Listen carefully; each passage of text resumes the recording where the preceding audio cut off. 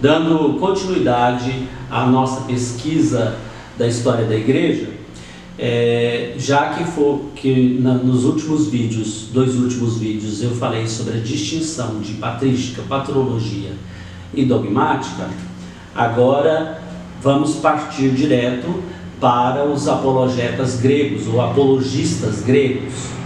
A apologia ela é uma defesa da fé,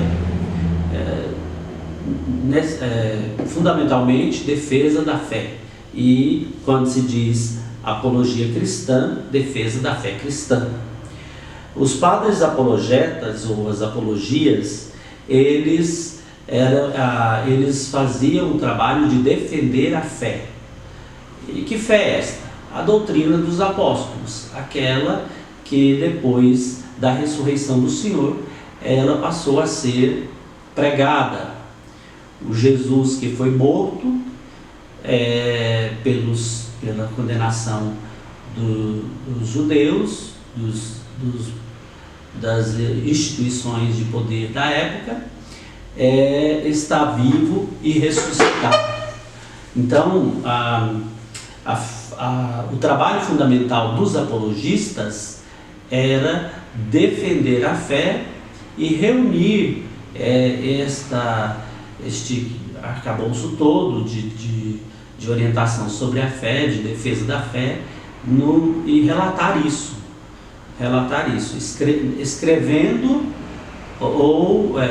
cartas ou escrevendo documentos, que depois eram levados adiante pelos cristãos como patrimônio ou tradição da igreja.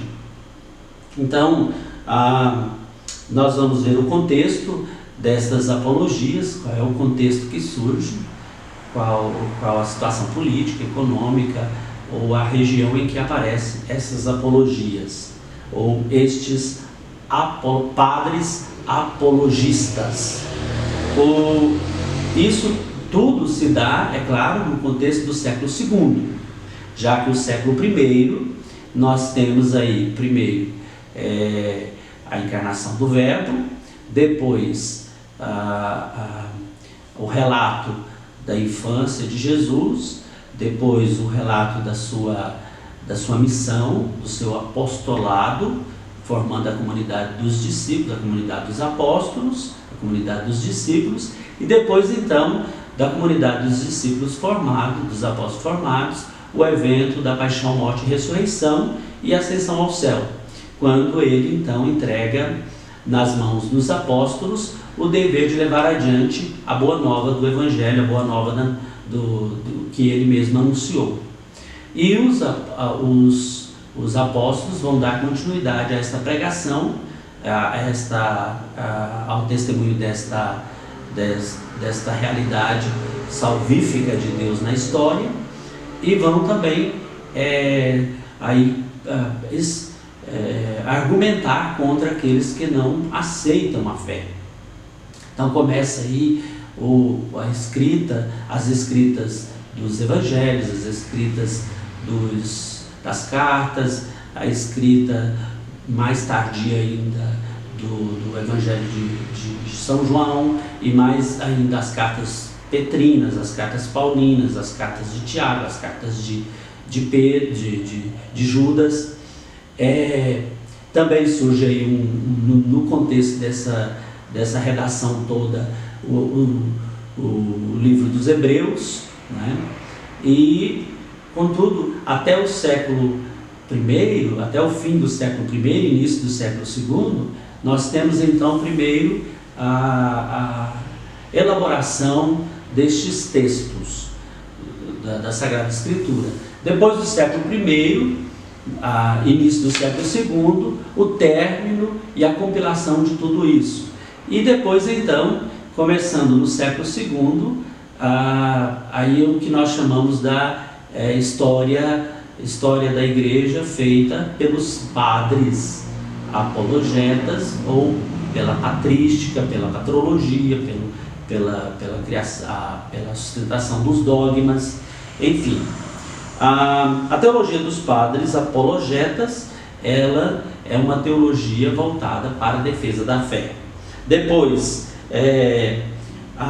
Também vão surgir os filósofos gentios, chamados pagãos, a literatura pagã, que vem contrapor a filosofia cristã. E também o conteúdo dessas apologias que vão trabalhar do lado dos padres apologistas a defesa da fé, do lado dos gentios a contraposição a esta fé. E aí nós vamos ver pessoas ou filósofos pagãos ou gentios que vão trabalhar intensamente contra os cristãos, na perseguição contra os cristãos.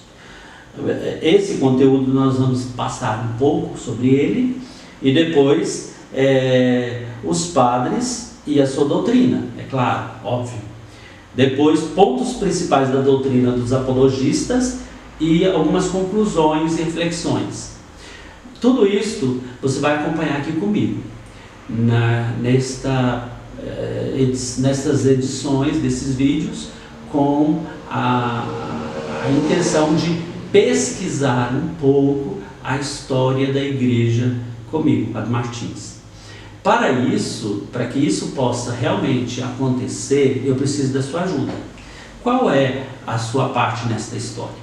Primeiro, assistir os vídeos, comentar, dar o seu like e depois, então, se você gostou, faça aquela publicação ou a transmissão desse vídeo, né? Vai divulgando este vídeo para nós, para que a gente alcance realmente o número ideal de pessoas, para que nosso estudo ou nossa pesquisa de história da igreja tenha o seu real resultado, que é atingir o máximo de pessoas para a gente entender um pouco melhor a nossa igreja, para sabermos que a nossa igreja não nasceu